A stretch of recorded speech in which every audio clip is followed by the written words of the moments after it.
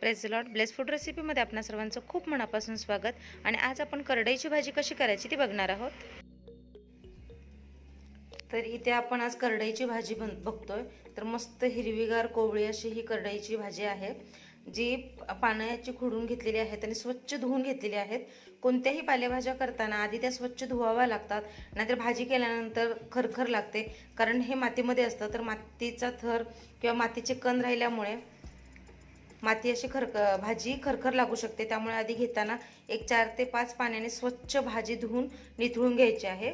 आता ही मी बारीक चिरून घेते आणि त्याच्यानंतर आपण पुढची कृती बघूयात. तर हे पहा, मस्त कोवळी हिरवीगार भाजी.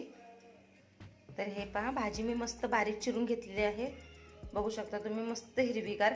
तर भाज्या कधीही धुवून मग चिराव्यात, चिरून धुवू नये. त्याच्यातलं सगळं पौष्टिक सत्व असतात ते निघून जातात. त्यामुळे भाज्या आधी स्वच्छ धुवून घ्यायच्या आहेत आणि मगच चिरायच्या आहेत. मी कढई घेतलेली आहे आणि कढईमध्ये जवळपास मी 3 मोठे चमचे तेल घेतलेलं आहे. ठराविक भाज्या असतात त्यांच्यामध्ये तेल जास्त घालावं लागतं, तरच त्या छान होतं. तुम्ही कमी तेलामध्ये देखील बनवू शकता, पण या भाजीला थोडं तेल जास्त लागतं. तर मी इथे 3 चमचे तेल घेतलेलं आहे आणि तेल छान तापलं की मग त्यामध्ये इथे मी हिरवी मिरची, लसूण आणि कांदा घेतलेला आहे. या भाजीला लसूण जरा जास्तच घालावा लागतो, पण तुमच्या आवडीवर आहे. काही जणांना लसूण जास्त आवडत नाही, तुम्ही कमी घातला तरीही चालेल. तर तेल देखील आपलं छान तापलेलं आहे. तेलामध्ये आपण टाकूया आधी मिरची,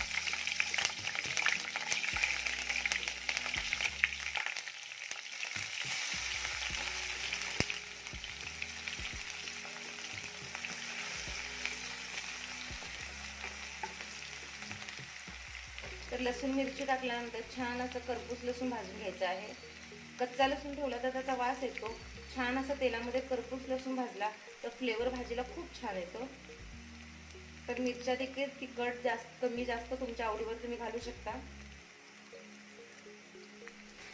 लसूण छान करपूस भाजलेला आहे. आता यामध्ये आपण बारीक चिरलेला कांदा घालणार आहोत. तर मी ते 2 मध्यम आकाराचे कांदे घातलेले आहेत. भाजी कितपत आहे या अंदाजे कांदा घालायचा आपल्याला. कांदा देखील रंग बदलेपर्यंत छान भाजून घेऊया. तर इथे आपला कांदा देखील छान परतलेला आहे. तर पालेभाज्यांमध्ये खूपही कांदा करपून घ्यायचा नसतो, किंवा करपूस आपण भाजून घेतो इतर वेळेस, तसा भाजायचा नाही आहे. थोडासा रंग बदलला, कांदा जरा मऊसर झाला की आपला कांदा योग्य प्रमाणात भाजला जातो. यामध्ये मी ही तूर डाळ घेतलेली आहे, जी भिजवून घेतलेली आहे. तुम्ही यामध्ये मूग डाळ घातली तरीही चालेल.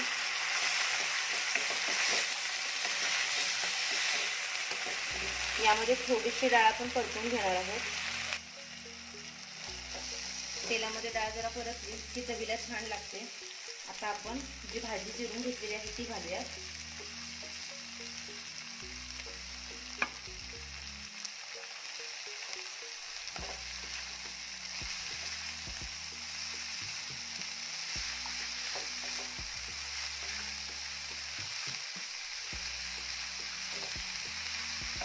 भाजी मिक्स करून घेऊया आधी व्यवस्थित.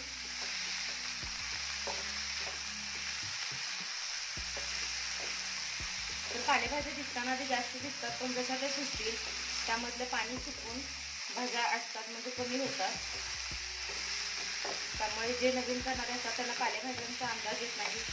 भाज्या शिजवताना शक्यतो पाणी घालायचं नसतं. पालेभाज्या जितक्या तुम्ही वाफेवर शिजवणार तितक्या त्या चवीला छान लागतात. त्यांचा अर्क टिकून राहतो आणि भाज्यांचा रंग देखील बदलत नाही. तर शक्यतो प्रयत्न करा की भाज्या पाण्यामध्ये न शिजवता वाफेवर शिजवा. भाजी छान मिक्स झाली की मग त्यामध्ये आपण मीठ घालणार आहोत. तर मीठ चवीनुसार आणि अंदाजानुसार घाला, कारण मी सांगितल्याप्रमाणे पालेभाजी शिजून कमी होते. त्यामुळे जर तुम्हाला सुरुवातीला ती कढई भरून जरी दिसली तरी भाज्या, हे पहा, आपण ज्यावेळेस सुरुवातीला टाकलेली तर भाजी मिक्स केल्यानंतर त्यातलं पाणी सुटायला सुरुवात होते आणि भाजीचा आकार बघा तुम्ही कमी झालेला आहे. त्यामुळे मीठ आधी टाकायचं नाही. या भाजी छान व्यवस्थित मिक्स करून मगच आपल्याला यामध्ये मीठ टाकायचं आहे. तर हे पहा, यामध्ये एकही थेंब मी पाणी घातलं नव्हतं, पण आपलं भाजीचं पाणी आमचं सुटायला सुरुवात झालेली आहे. तर यामध्ये आपल्याला पाणी घालायची देखील काही एक गरज नाहीये. शक्यतो भाज्या बिन पाण्याच्या आणि न झाकता शिजवण्याचा प्रयत्न करा. पण तुम्हाला खूप घाई असेल तर तुम्ही एक 5 मिनिटं झाकून ठेवलं आणि मंद आचेवर किंवा मध्यम आचेवर भाजी शिजवली तरी भाजी पटकन शिजते. तर आता आपण भाजी छान डाळ शिजेपर्यंत तर आता भाजी आपण व्यवस्थित डाळ शिजेपर्यंत शिजवून घेऊयात. तर रंग बघा सुरेख दिसतोय. तर शक्यतो पाणी घातल्यानंतर भाज्यांचा रंग बदलतो, किंवा तुम्ही झाकून ठेवलं तरीही भाज्यांचा रंग बदलतो. तर बिन झाकता आणि बिन पाणी घालता भाज्या शिजवून घ्यायच्या आहेत. तर आता ही आपली भाजी छान शिजू देत, त्याच्यानंतर आपण बघूया. तर एक 5 मिनिटात भाजी छान शिजून होते.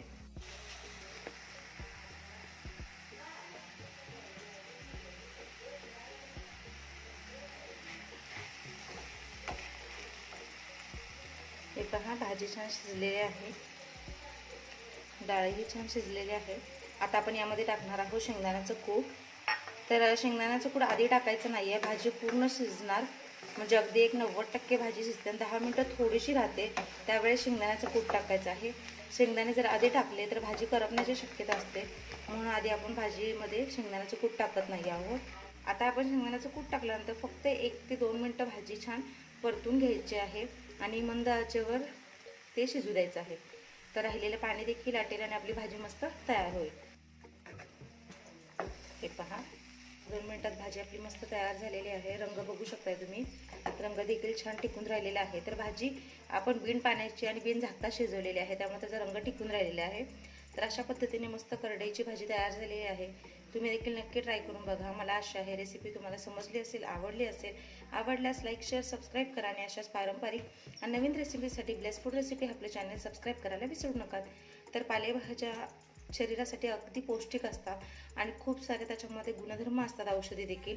तर शरीरासाठी उत्तम आणि जास्तीत जास्त पालेभाज्या खाण्याचा देखील प्रयत्न करा, कारण बदलतं दिवसमान आणि लाईफस्टाईल आपली जी चेंज होते, त्यामुळे शक्यतो पालेभाज्यांचा वापर जास्त केला जात नाही. तर ज्या आपल्या पारंपरिक भाज्या आहेत किंवा ज्या सीझनल भाज्या आहेत त्या भरपूर प्रमाणामध्ये खाण्याचा प्रयत्न करा. तर ही भाजी अशा पद्धतीने नक्की ट्राय करून बघा. मला आशा आहे तुम्हाला नक्की आवडेल.